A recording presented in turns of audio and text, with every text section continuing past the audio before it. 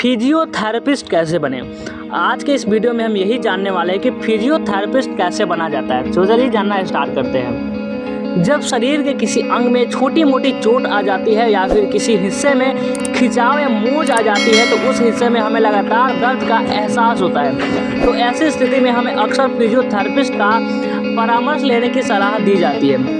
आमतौर पर नसों में खिंचाव की यह समस्या हमारे अधिक समय तक एक ही आसन पर बैठने या खेलने की वजह से भी उत्पन्न हो सकती है, जिसे नज़रअंदाज करने पर यह हमें अत्यधिक दर्द देता है और अगर हम समय रहते इसका इलाज नहीं करवाते तो हमें बड़ी समस्याओं का सामना भी करना पड़ता है।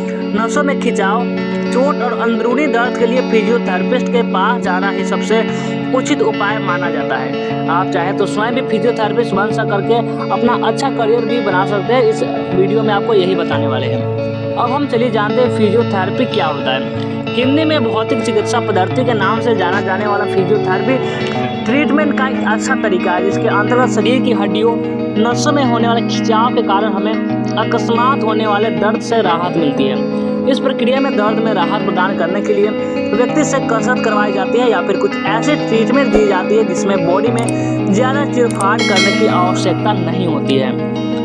ऐसे विद्यार्थी जो फिजियोथेरेपी का कोर्स कर लेते हैं उन्हें इस कोर्स को कंप्लीट करने के बाद डिग्री प्राप्त हो जाती है और डिग्री मिल जाने के बाद वह अपने नाम के आगे डॉक्टर की उपाधि ले सकते हैं।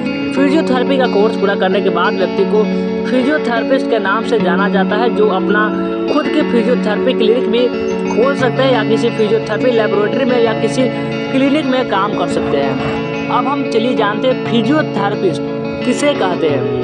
ऐसे विद्यार्थी जो फिजियोथेरेपी से संबंधित किसी भी प्रकार के कोर्स को पूरा कर लेते हैं और उन्हें उसका सर्टिफिकेट मिल जाता है, तत्पश्चात उन्हें फिजियोथेरेपिस्ट कहा जाता है। एक फिजियोथेरेपिस्ट आपके पास आने वाले पेशेंट का इलाज करने के लिए अलग अलग तरीके अपनाते हैं। साथ ही वह पेशेंट को इस बात के लिए भी मोटिवेट करते हैं कि वह जल्दी से उन्हें ठीक कर देंगे।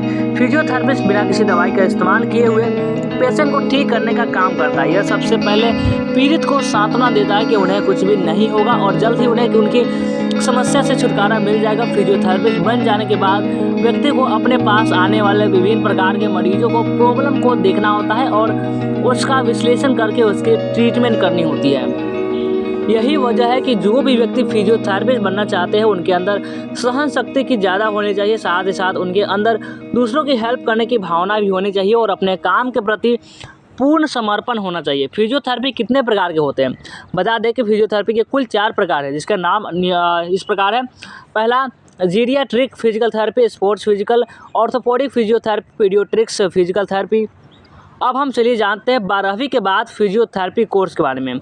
नीचे हम आपको उन कोर्स की डिटेल दे रहे हैं जो 12वीं कक्षा को पास करने के बाद आप पढ़ सकते हैं। अगर आप 12वीं कक्षा को साइंस के सब्जेक्ट के साथ पास करते हैं तो यह आपके लिए और भी बेहतर होगा। पहला डिप्लोमा इन फिजियोथेरेपी, यह डिप्लोमा की कैटेगरी में आने वाला कोर्स है, जिसे करने के लिए आपको 2 to 3 का समय यानी कि 2 से 3 साल का समय देना पड़ता है। इसकी कुल फीस 10,000 से लेकर 5 लाख रुपये तक होती है। अगला हमारा कोर्स है बैचलर ऑफ फिजियोथेरेपी। इस कोर्स को करने के लिए 4 साल का यानी कि 4 ईयर का टाइम लगता है और इस कोर्स की कुल लागत बात करें तो 1 लाख से 5 लाख के आसपास रहती है। यह कोर्स ग्रेजुएशन लेवल के कोर्स की कैटेगरी में आता है। अगला जो कोर्स है उसका नाम है बैचलर ऑफ ऑक्यूपेशनल थेरेपी। इसे करने के लिए भी आपको 3 साल से लेकर 5 साल का समय देना पड़ता है और 5 लाख तक की राशि आपको भरनी पड़ती है। यह कोर्स भी ग्रेजुएशन लेवल कोर्स है। अगला है बैचलर ऑफ वेटनरी साइंस।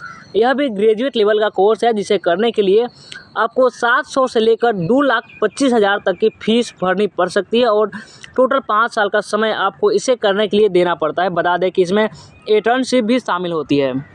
अब हम चलिए जानते हैं फिजियोथेरेपी के डिप्लोमा प्रोग्राम में एडमिशन हेतु पात्रता के बारे में। बता दें कि विद्यार्थियों को 12वीं की एग्ज़ाम पास करना इसलिए आवश्यक है क्योंकि उन्हें सभी प्रकार के अंडर ग्रेजुएट डिप्लोमा के कोर्स में एडमिशन लेने के लिए योग्यता पूरी करनी होती है। इसके अलावा अगर किसी कॉलेज के द्वारा एंट्रेंस एग्ज़ाम ली जाती है तो उन्हें एंट्रेंस एग्ज़ाम को भी पास करना पड़ता है। हालाँकि कुछ कॉलेज ऐसे भी है जिसमें एंट्रेंस एग्ज़ाम नहीं होती, इसमें डायरेक्ट एडमिशन भी प्राप्त हो सकते हैं। वहीं दूसरी तरफ जिन विद्यार्थियों को पोस्ट ग्रेजुएट डिप्लोमा प्रोग्राम में एडमिशन करना है उन्हें ग्रेजुएट में अच्छे अंक लाने पड़ते हैं, क्योंकि अगर आपके ग्रेजुएशन में अच्छे अंक रहेंगे तब आपको गवर्नमेंट कॉलेज मिलने की संभावना ज़्यादा रहेगी। इससे आपको कोर्स को पूरा करने के लिए कम फीस भरनी पड़ेगी। तो कैसा लगा जानकारी कमेंट करके जरूर बताएंगे, और इस वीडियो को लाइक नहीं किए तो लाइक करेंगे और इस चैनल को सब्सक्राइब जरूर से कर लेंगे।